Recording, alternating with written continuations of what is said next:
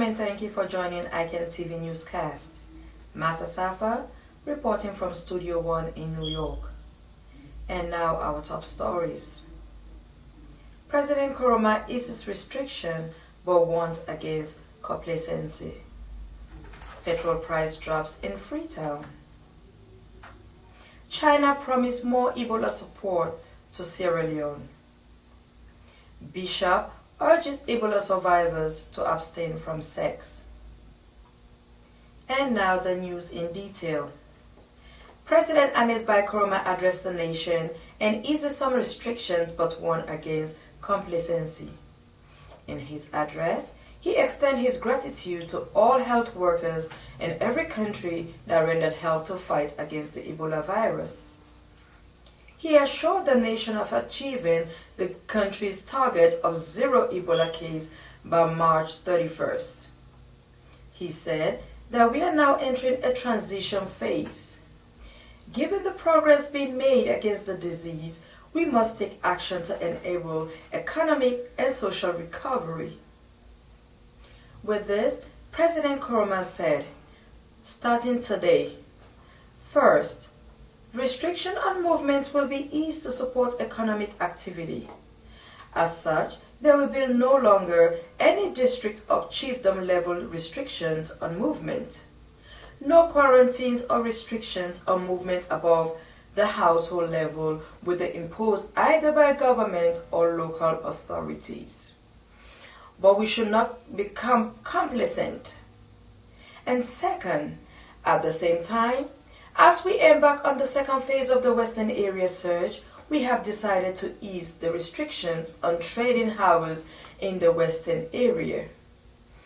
Trading hours on Saturday will now end at 6 p.m. However, restrictions of trading on Sunday remains in force. Third, as we move towards our target of 0 cases by March 31st, hazard pay for Ebola response workers and health workers will be removed at the end of March. We are reviewing the needs of the sector as a whole to ensure we are able to transition towards a stronger and more resilient healthcare system. Fourth, we are well into putting modalities in place for a safe reopening of schools. Our target date is the 3rd and 4th week in March. Towards this, we have designed a school reopening program that will ensure the following actions: disinfection of institutions used as holding and or treatment centers, as well as those institutions identified as having accommodated Ebola victims, satisfactory water and sanitation facilities at schools, provision of educational institutions with thermal sensors, and training of teachers on Ebola safety protocols, incentives to get pupils to schools. This includes school feeding program, education provisions in place for girls who became pregnant during Ebola period and are unable to return to school, and supplementing teaching and learning at all levels throughout the broadcast programs. We'll be right back after the short break. Oh, you got a bad woman! Why did you do this to me?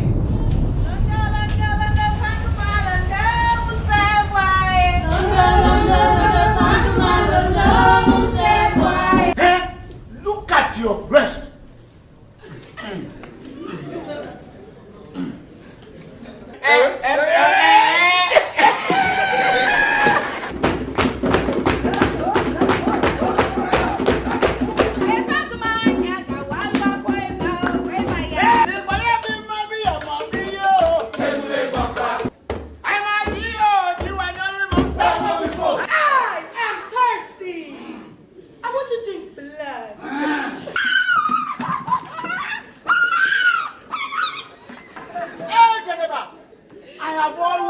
Always admired you. You are going to be sacrificed to the gods. Yes. Oh, yes. Oh,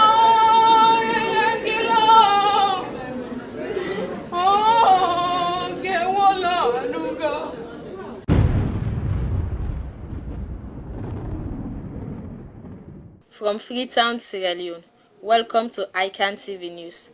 I am Zaina Mwengwa Kamara.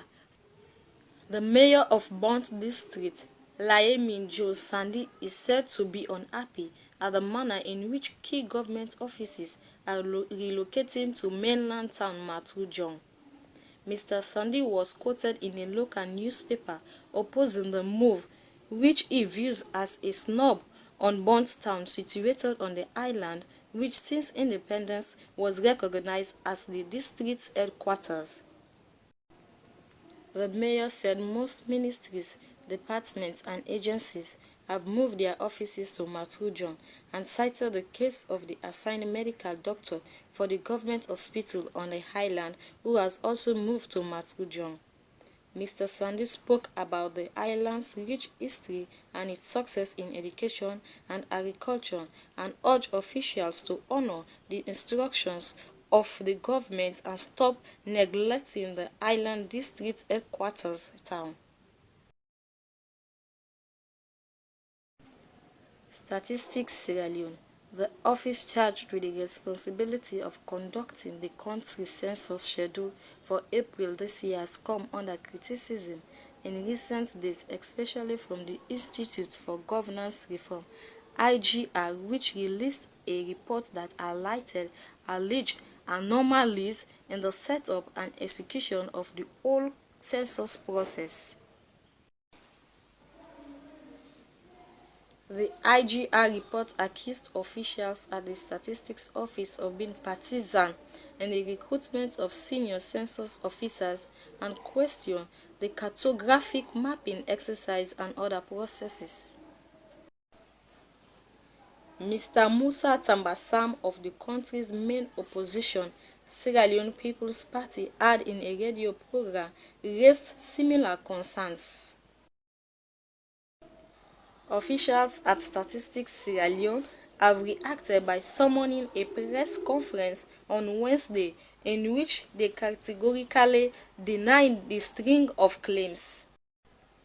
The Director of Demographic and Social Statistics, Peter Bangura, lashed out at the IGR report, saying it wasn't the business of the Statistics Office to ascertain the political membership of employees. The recruitment process, Mr. Bangura went on, attracted the full participation of local councils and civil society, naming Mr. Charles Mahmoud, a well-known activist, as being a witness as well. From Freetown, Sierra Leone. He said a census secretariat was set up within the establishment and it's been supervised by a technical committee whose members were drawn from political parties, donor partners, government agencies and civil society. The pump price of fuel is expected to be lowered today by 750 leones from 4,500 leones to 3,750 leones. This is about the third time in the history of petroleum pricing formula that the price of fuel has been officially reduced in Sierra Leone. This comes as the world market price for fuel dropping about 50% in the last 3 months. Some analysts claim it is a form of economic warfare by the US against Russia, Iran, and Venezuela, who have had to cut production because of the apparent glut in the world market. Chinese Ambassador Zhao Yambo yesterday told the Minister of Health that China will not stop its support until Ebola is over. Then they will turn their attention into rebuilding the country's economic and infrastructure. And making the presentation, Ambassador Zhao said he is happy that the figures of the virus are slowing down and that there is light at the end of the tunnel. Last year was sad and challenging for the country. This year it is encouraging and we are hoping for a better Sierra Leone. The Bishop of the Anglican Diocese of Freetown, Thomas Wilson has urged the entire clergy of the Anglican Diocese to emphasize on the need for Ebola survivors to abstain from sex for 3 months. Bishop Wilson made these remarks during the donation of food and non-food items worth over 60 million leones to Anglican churches in Freetown. We need to talk about sex in the church. It is not a sin. Your sermon should include Ebola messages and more on the area of survivors abstaining from sex for the stipulated 3 months, which is 90 days given to them by the doctors, he said. And now, to end our news for today, here are the top stories again. President Koroma eases restriction but warns against complacency. Petrol price drops in Freetown. China promised more Ebola support to Sierra Leone. Bishop urges Ebola survivors to abstain from sex. And that ends our news for today. Master Saffa, ICANN TV News.